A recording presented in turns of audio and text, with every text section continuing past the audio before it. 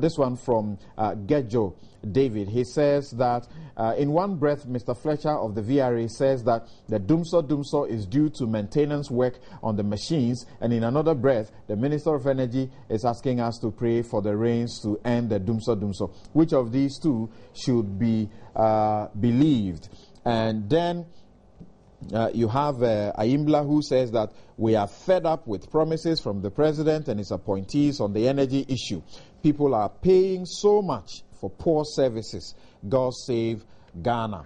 And this show is brought to you by the candid sponsorship of Star Assurance. That is your CIMG insurance company of the year 2012 and your solid partner. And also by Sasso insecticide spray, Kumuntuntum Precon, Noble Reality. Now, I've told you about Falcon Properties before, and again, you need to rush and take advantage of what Falcon Properties is offering you now. They have a plot of land for only 2,500 Ghana cedis. That's 70 by 100 at Dodowa, and they're inviting you to take advantage of that promotion. You call them 0249 315 621 or 0249 315 652. And your banking should not give you unnecessary headaches.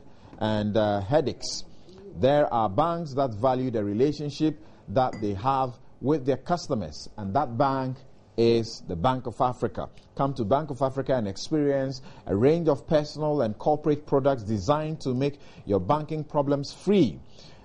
They will partner you to reach your personal and business goals. Visit any Bank of Africa branch today or call them 0244 338226 and discover a product that suits your lifestyle or business. Bank of Africa, as strong as a group and close as a partner.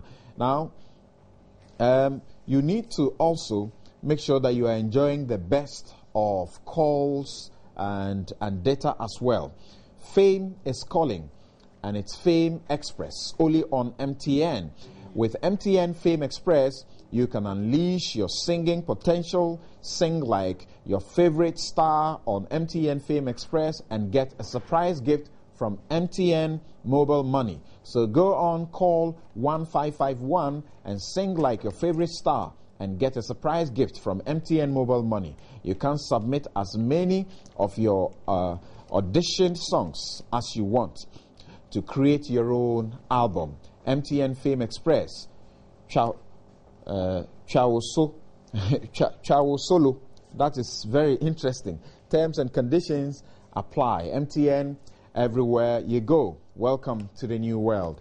And of course, Erata Motors, they have the best prices for you as far as your vehicle needs are concerned. You want the Mercedes-Benz, Toyota, Infiniti, Range Rover, what have you, just call them 0244 445 268 or 0277 486 800, and you get the best vehicles at the best prices.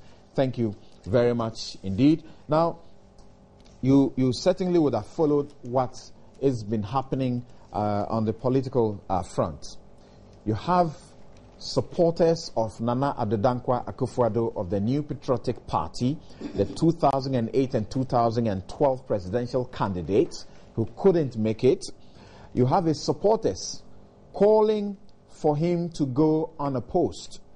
And you also may have heard from Alan Chiramanting, his contender, also having his supporters, having a go at those people. And Paul Afoko, who is the general, who is a chairman of the party, national chairman of the party, calling everybody to calling for a ceasefire. How will that hurt or help the NPP? Mr. Akoto, all is certainly not well, and like Nanado has indicated in the release that he has signed, this is not good. You are giving the enemy, so to speak, ammunition. Thank you. The constitution of the NPP by Article 12 provides for the selection of a presidential candidate 24 months when we are in opposition and about 11 months when we are in government. So it's about time, because we're looking at 2016, and that is why in 2014 these skirmishes appear to have started.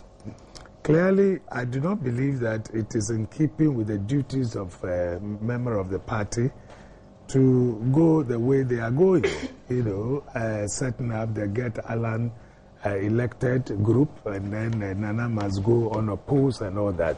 It is against the national constitution and our own constitution, because Article 12 talks about the selection, which means that nominations may have to open, people must have to file, and then you go through vetting. If you are cleared, you stand elections. That is what the constitution provides for. What is this talk of people going around and shouting that somebody should be made to go, unopposed? It is not contained in our constitution. Again, if you go to the National Constitution, Article 55, the internal, workings of a party is supposed to be on democratic lines. I mean, democracy, the best that you can have out of democracy is elections, which is a choice. That people must decide who they want to lead them. So, Afoko is right when he says that these things must stop. He says he keeps on appealing to them and they don't seem to be, listening, and therefore may have to crack the whip. It is not a good thing to give ammunition to the opposition, which they may use. This is supposed to be a party internal matter. Of course, one has not forgotten Funka and what's the other one? Funka. Oh, I've forgotten. That also, it used to be Funka game. Yeah, the game, Funka and game and all that. And well, at the end of the day, we all know what happened. So as far as I'm concerned, I think that they should allow the constitution, the rules and regulations of the party to work. They should stop this kind of attacks in the media, because if you go about saying that somebody was giving a small, area to manage, he couldn't manage, how do you expect him to manage a whole country and the rest? You are giving ammunition. At the end of the day, you find that should he emerge victorious, and that's the thing with elections. Nobody is sure, at the end of the day, because look at what happened when we're going for these national officers elections. I mean, Afoko was virtually unknown as far as some people were concerned. No, he cannot fly.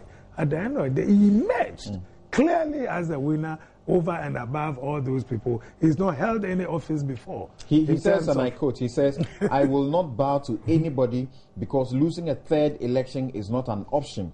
As chairman and leader of the NPP, I will not sit and watch some people derail our chances of winning the 2016 election. What at all can he do? Well, discipline people, because the Constitution talks about... What sanctions are allowed by the Constitution? Oh, and at what point is anybody, said to have violated the Constitution in this regard and could be punished? Well, let's look at the duties of a member under our Constitution. A member shall protect and promote the good name of the party, protect the unity of the party, be loyal and truthful to the party, abide by and publicly uphold the decisions of the party, carry out his or her duties faithfully and with honesty to the best of his or her ability, participate fully in the activities of the party, ensure that the local organs of the party work effectively and accountably, pay dues as well as give donations for special programs and activities as may be decided from time to time, not initiate, commence or prosecute any legal proceedings whatsoever against the party or any other member of the party related to party affairs without first having exhausted the grievance procedures laid down in this Constitution in respect of the grievances against the party or any other member. So these are duties. If you clearly go against these duties, I mean, look at, for example, the disunity aspect that the party talks about. If you are not able to protect the unity of the party, then what is it that you are doing? You are doing things that will lead to the party, disintegrating. I think that you can be subjected to. You see, it is said that also politics is about numbers, and therefore, if you are not careful and you go about sanctioning people and throwing them out, then it would affect at the end of the day, But they should also know that we can also crack the whip.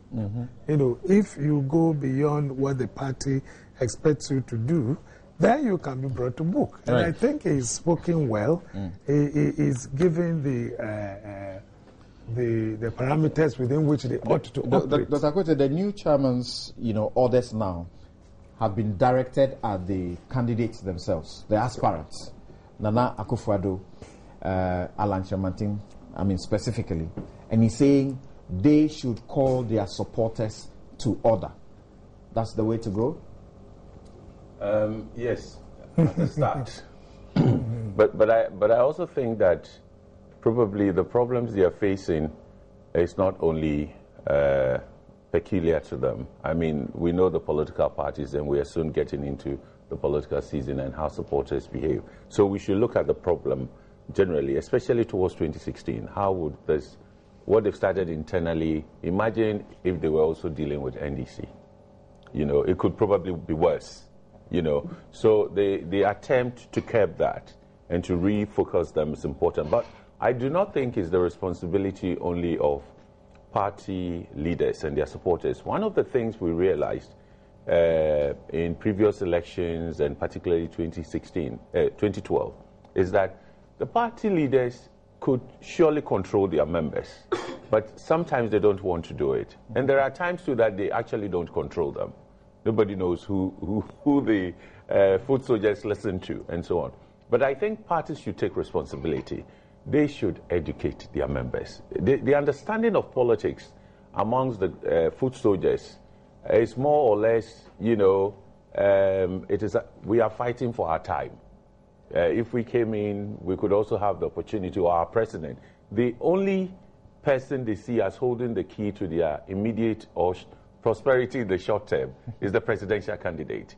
And they think without the candidate, they are lost.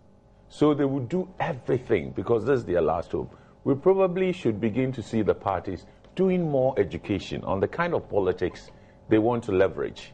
And their members should be upgraded. Their knowledge and understanding of politics should be upgraded. That's one. So educating them about the values of the party and what kind of politics they accept, but punishing them nonetheless when they go away. And I think that is a greater party responsibility than the candidates. Two, I also think that the young men and possibly women who get into these things have not been preoccupied sufficiently by the parties. The parties don't talk development. They talk personality. So if you take the personalities there, what else is on the table? Nothing. Maybe this is the time that the party should start thinking through its policy ideas. I was going to comment on Honorable Ayukotu's early intervention. You see, we still have a model where you are the government elected. As opposition party representing almost half of the electorate, we don't have much business putting forward alternative ideas and engaging you actively, in the policy debates. We'll hold on to ideas and concentrate till we come back. And both parties do that. But whether you're in opposition or in government, you still must fight for those you represent. And you fight with policies, with alternative ideas, with proposals to improve so that the decisions will improve and inure to the benefit. Perhaps that is why the NDC is building a training school for its I think party. It's good. I think it's good. Part of the reason to also do away with all of this tagging that some critics say the parties in this country are only election machines, nothing more. The training is important. Policies are probably more important, are equally important, if not more, because when they come to power, it's policies that they will pursue. Is it an ideological institution? So you mean the school? I don't know, but it's okay. You know, the ideology. It's a school to train the ideology. The party's functionaries on the workings of democracy. Okay. It is not. So it's democracy education and so on. Yes. Okay, maybe the parties could also start working with and collaborating with civil society groups and also seeing how to strengthen the NCC. Bring some of you on board to lecture at those That's fine. We'll do that as a. No, we won't let you come. Why not? Why not? Come and adulterate but that is the politics. Are you going to lecturing them? You just said it's not an ideological institute. The ideology is not bad. Ideology is not bad. Right. Ideology is not bad. Yes. But you even ought to know what your opponent has and know it in detail to be able to plan against it. So towards 2016, I think what I like the stand Mr. Afoko has taken. Right. But I would like to see him quickly move to begin refocusing or focusing his party on the policy issues. Right. And getting the young ones also to take interest, their knowledge of what the party wants to do, and they're going out to campaign on that so that the choices will be clearer. And Amalba, don't be excited, because Anado is telling the supporters that some of the things that are going on, he said he's pleading with them to desist from parading or propagating some of those things, because such unguarded pronouncements could give our opponents comfort from their non-performance. That's such an indictment at you that when all of these things are going on, these are the things that you are going to focus on rather than your non-performance. So don't be excited that they are giving you arsenals. If the NDC government lines up people on the streets of Ghana and give each one a gold bar, Nana Akufo-Addo will still say that the NDC is not performing. So you don't expect an opposition leader to come out to embrace and praise the government. So I'm not surprised coming from him. But you see, I cringe when I hear comments like losing the 2016 election is not an option, coming from the chairman of largest opposition party. I cringe, because elections should not be a do and die affair. There are two options in an election. You win or you lose. So if you are declaring the other one a non-go area, then what are you then telling us? And I think that we should begin to refine our comments, because the former youth organizer is also quoted as saying 2016 is a make or break for the NPP. And you see, that is the issue. How many of us are politicians in this country, like Justice Atugwese said, that when it gets to elections, the rest of us are held hostage just by some few politicians? And I think that civil society, even businesses, big-time business, should all come together and always chastise or clamp down on such comments, because such comments heighten the temperature when it comes to elections. And I don't think that we should allow this to happen. On the broader issues of the MPP, look, I think Paul Afoko is behaving like the ostrich. It is the same divisions that nearly stopped him from contesting the elections. This whole issue of division and this whole issue of the MPP divided in the middle, Alan and then Akufo-Addo, because for him, they tagged him as an Alan man. So he shouldn't behave as if all is well. I think that the best way for him is to go to the roots. These people he's gagging are not the real problem. The real problem are the characters, Nana-Addo and Alan Chilmantin. He gets to them. I want to see him sit in between them, televise, and then talk to them eyeball to eyeball. How? And I think that yes, televise. Are you not this thing? Are you not one of the on which you have a lot of networks? You can sponsor one of them. You see? So I do not believe that just talking to the party supporters, the foot soldiers, is enough. But he sent a message to them. He sent a message to them. He sent a message to the candidates directly, and he says they should call their supporters to order. And I'm saying that for me is not enough. Considering the magnitude and the depth of the cracks, I expect him as a chairman to now sit with the two. The NPP tells you that these are imaginary cracks that you are creating. Yes, they should continue to tickle themselves and laugh. We on our side, I'll tell you what we are doing. We are learning lessons. It will soon come to us. We are learning lessons, and we, as it were, avoid some of these things. But I will not sit here and say that we are not picking some arsenals. We will use them against them. Okay. Now, Koku, like Dr. Akwete was saying earlier, we have heard Johnson Asiedu Nketia, the General Secretary of the NDC, recently. emphasizing the need for politics to be issues-based and not on insults and individuals. The NPP is on a path of self-destruction. Is that not what is going on? Well, insults like Kwasiabinti and things must be avoided in our communication. True or false? Yeah, we need to cut out those things. I agree with him in principle. You see, the NPP, they've had internal competitions or presidential primaries. Right. 92, 96, 98, 2004, 2007, and 2010. There's about 6. They are going for the 7th, 2014.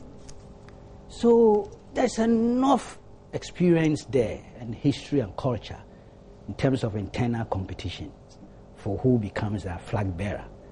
Of course, 2004 wasn't competitive in the true sense of the word, because they had an incumbent president who eventually got re-elected. So I expect that some lessons would have been learned, over a period, and that should inform how aspirants, as well as the party, will go about these exercises. Because sometimes I've been wondering, those we hear on radio and TV, and read in the newspapers, who are they talking to? The delegates? Those groups, those mushroom groups that have emerged from nowhere, including some individual spokespersons that they have elected, who are talking plenty. Who are they talking to? Delegates? Where are the delegates? If you go into their constitution, you will see those who qualify to vote at the Congress or the primary. And Mr. Ayukutu may help me. I'm sure by now they are certain. You know who they are. I'm told the number is running into about 140,000 or so. If you go to the polling station level, there are about 5 of them each there. So they are known. Why are they on radio, TV, and the newspapers peddling ugly noises? Why are they doing that? Who are they talking to? What issues are they discussing? And in the process, insulting each other, creating acrimony, and providing ammunition for your political opponents who legitimately will capitalize on them. The delegates are out there in the field. Target them. Go and sell your aspirants, their credentials, to the delegates, who eventually determine who becomes the flag bearer. Unless some of them think this is cocoa season, so that they should go out there and make noise and attract some facilities for themselves. I don't get it. And I'm saying that this is, I thought, would be the lesson, the deep lesson that they would have learned after 6 primaries. That after all, this is not a national election. That you go out there mounting public platforms and doing a campaign type of thing as if you are going for the presidential mantle in terms of the state. Some say that the Nanado camp should take much of the blame because of the way they started this whole campaign after the election petition. And also because they see that Alan doesn't amount to much, because at the last primaries, he only managed 20.40%. Nanado whipped him by 77.90%. But precisely the point I'm making is that those issues, they are talking of floating voters, swing regions, no vote, decline in the percentage of votes by Nana or Alan, even in terms of primaries. Okay, Nana Kufuor relationship. Did Anna resign or didn't he resign? That is in 2007. You are raising all this one. Did Nana join UNC or did not join UNC? 2007, none of them could make the 50%. I'm saying that this target the audience. The target audience is the delegates. Who are you selling this to in the public domain? And indeed, sometimes even on scientific analysis of the issues. Go to the delegates. Tell them, look, Nana's strength is this. His weakness is this. We have done this analysis. You are the delegates. So indeed, if we send him the 3rd time, he may not win. Paula Foko's medicine, is that not the one-stop, medicine to use? the candidates themselves should speak to the people and tell them, stop all of this. Yes, we're not interested. We've had the candidates themselves making statements to the effect. Nana, for instance, has made a statement distancing himself from the call for him to be allowed to go unopposed. The man had earlier indicated his commitment to internal competition. He had welcomed it way back. So that was actually a piece of infantile nonsense, as I described it last Wednesday. For any group of people to go out there and say that we want to, that will not even give Nana legitimacy. It won't give his flag bearership legitimacy, integrity, and credibility. Look, internal competition comes with legitimacy. It comes with some level of integrity and credibility. All right. Okay? So please, but I'm saying, I agree. They've indicated a time for nominations to be open. Am I right? That's correct. So that is important. Then we need the guidelines for the conduct of the aspirants. I plead with the aspirants that they must form their own teams, declared as their teams, and let those teams be those to go to the field and talk to the delegates, including the aspirants. These mushroom groups are not going to help the party's image. All right. Because they are talking to all of us, and we don't need that information. It's the delegates who need that information. Groups are the people you need in the general election. Oh, okay. So thank you. Talking to what them did you say? and then running them down. No, it's not the best. No. I'm an analyst here. I don't need them. You don't need them. Yes. So I am making don't make it difficult for those who need them. No. We are in a democracy. And when you are running them down like that, I think that it's not the best. I am running them down. You are running them down. I think they are not needed. All right, you wanted to make a quick intervention. Do that just 1 minute so that we move on to another issue. I think for I'm us, surprised that we've launched a campaign for multi-party governance. Right, you have. And we think it is important. It's a systemic problem. I mean, our elections are not, campaigns are not regulated. You can start at any time. Is there any reason why we couldn't get flag bearership and parliamentary primaries held at the same time? Now, the way we've spread it, we're doing only elections because, and I go back to the point that the parties need some rules, regulations, the laws ought to be looked at so that they're able to shift them a bit into focusing on the development issues and have more time to work through that. If you leave it, it's not just Nana, maybe the way they started after verdict, his team went round and so on, but all the parties do it. Because you can do it at any time. There is no regulation that will stop you and say, no, you can't campaign now. You can do more policy campaigning, but not candidate campaigning and so on. On the contrary, you see, when you open nominations, the people are supposed to file for their nominations and go through vetting. It is only after vetting that they are cleared, and then they can start the campaigning. So it is still too early. Yes, we've not gotten there. Get them. So in that case, you have to tighten regulations, not only in terms of party constitutions, but even national regulation, so that you create more space for them to focus on the policies. You campaign on candidates, but you also campaign on policies. But in this case, everywhere. The quick second point, the more vital one is that, you see, we are always looking at what candidates did in the past. And that's our politics. We are always looking back. But can we also look forward? Yeah. And that is where the policies are important. How are you going to solve all these problems persisting? And how which candidate will do that? Looking into the future becomes important. Okay, go on. Thank you.